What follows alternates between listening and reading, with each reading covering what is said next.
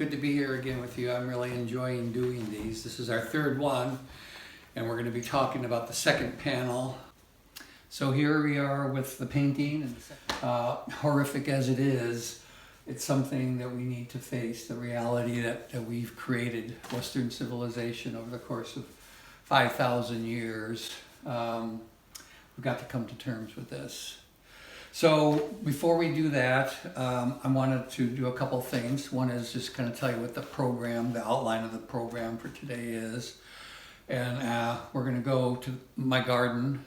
I make reference to the garden, and in some ways this whole painting is about the garden, the earth. And so my garden out there is my art form. So we'll go there and then finish this third part, 5-part series with an interview with Reverend Dr. Charles Busch. We're going to have a conversation about this second panel specifically. Okay, see you outside.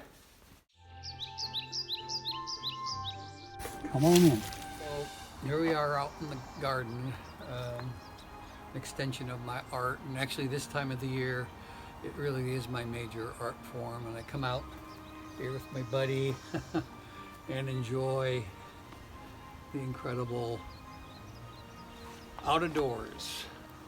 And you know, it's really a lot like painting in that things are added and taken away.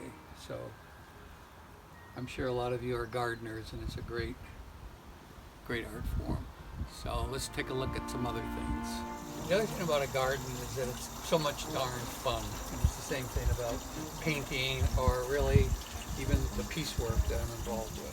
Meet great people, a good environment. So I sure encourage you all to find your favorite art form and just love it. Okay, let's look at the painting. Bill, it's so good to, it feels so good to be in your studio with you. Likewise. We at Fields of Peace feel the privilege of having you as our artist in residence. Thank you. And this painting, 600 years, has been an experience for me. I've been able to look at it several times, and I feel that you're not only conveying hope through the consciousness of this painting, but prompting it in the viewer. So I'm looking forward today to talking about the second panel. Okay.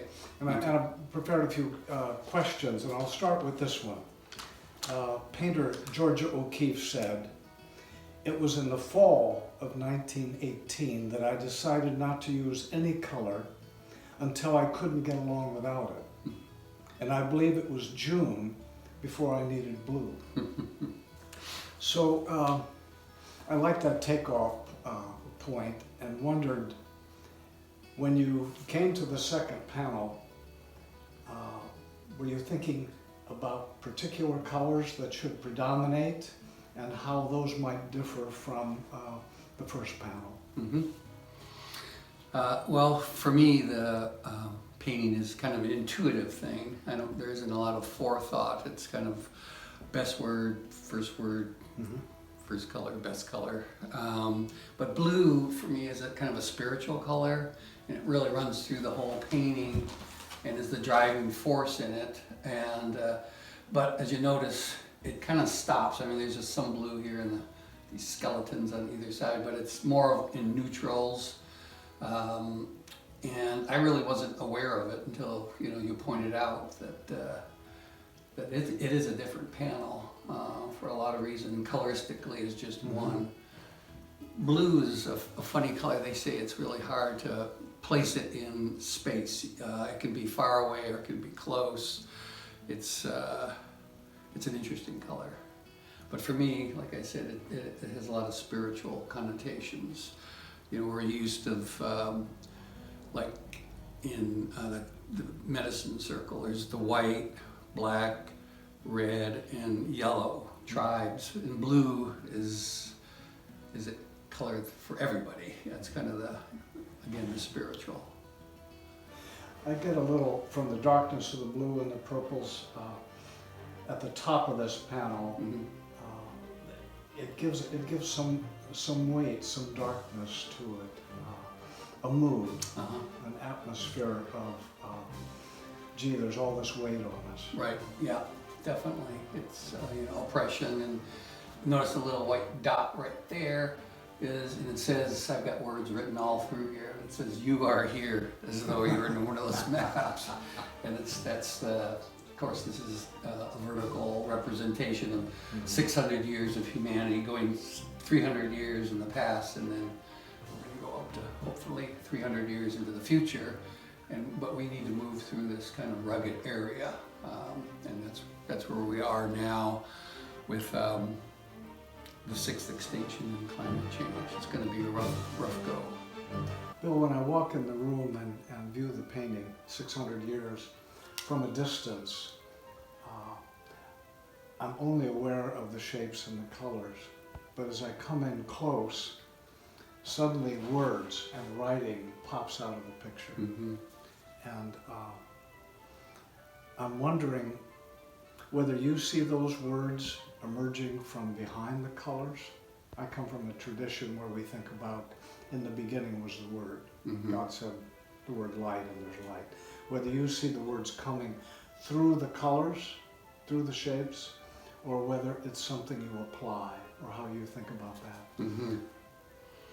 Well, I almost think about this as in terms of like a illuminated manuscript kind of thing. It's half book, half painting, and the words were applied, after the images were there, and because they provoked, the images provoked certain, or invoked certain words, thoughts. There's just, if you come close here, there's all sorts of things, but there's a theme going on here, which I guess is condensed into the American screen, which is kind of what we've done with what we were given, which was plenitude and just bounty, but we kind of gobbled it up in this mentality of consumerism and exploitation and extraction, and kind of left out the world itself, the earth, the living thing.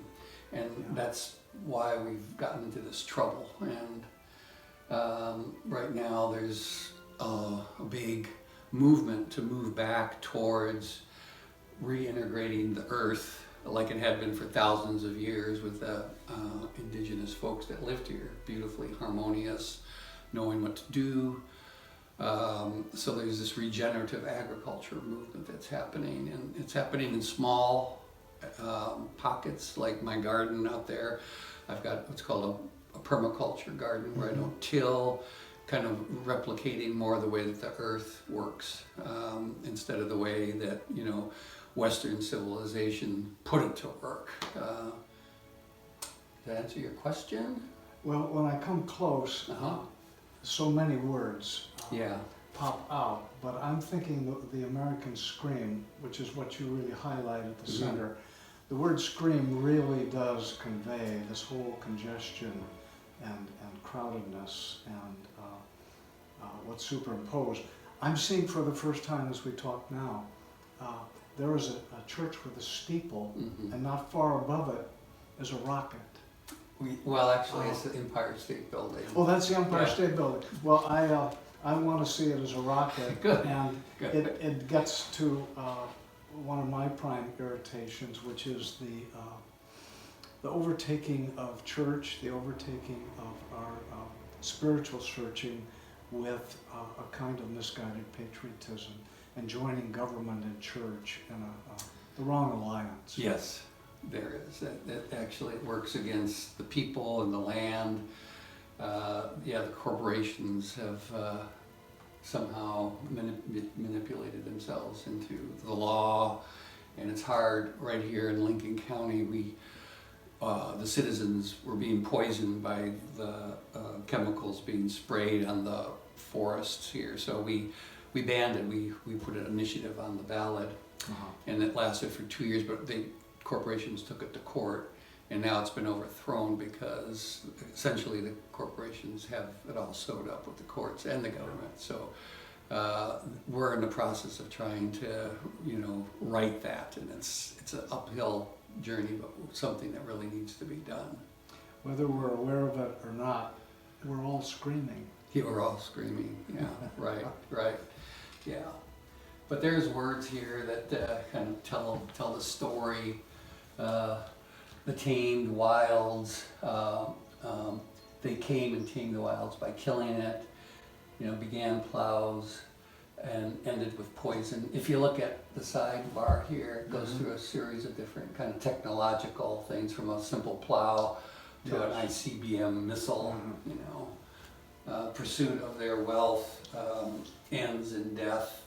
So, using that imagery there, Mother Earth becomes a possession, money becomes the god, love leaves the land. Love leaves the land. Yeah, and that's the predicament we're in now. It seems really important for love to be embraced again.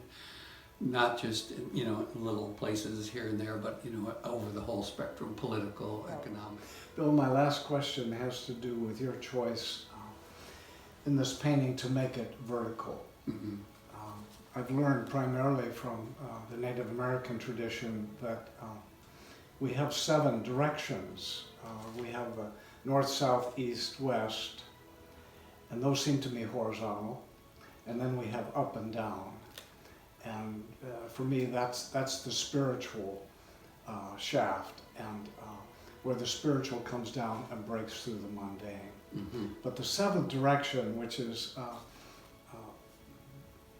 my favorite, is called in. Mm. And it seems to me that there's a correspondence, or they're synonymous in a way, the up and down and the in. Mm-hmm. So you've chosen to do a vertical painting, and in this second panel, Mm-hmm. if you would talk a little bit about how vertical the shapes are, the smokestacks, the Empire State Building, the church steeple, Yes.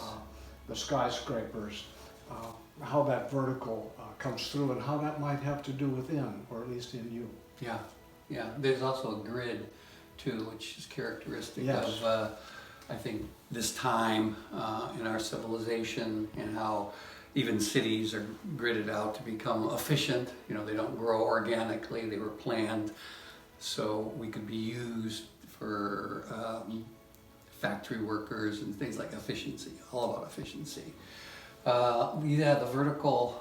I see this as an altar. I call this an altar, a vertical altar, and it's a beckoning from the inside of me to the outside world, to Gaia herself, calling forth the feminine that's in, especially in the men, that we bring out our feminine part and become more integrated into nature instead of outside of her, using her and feeling, more with our heart brain, as it were, instead of our logical brain.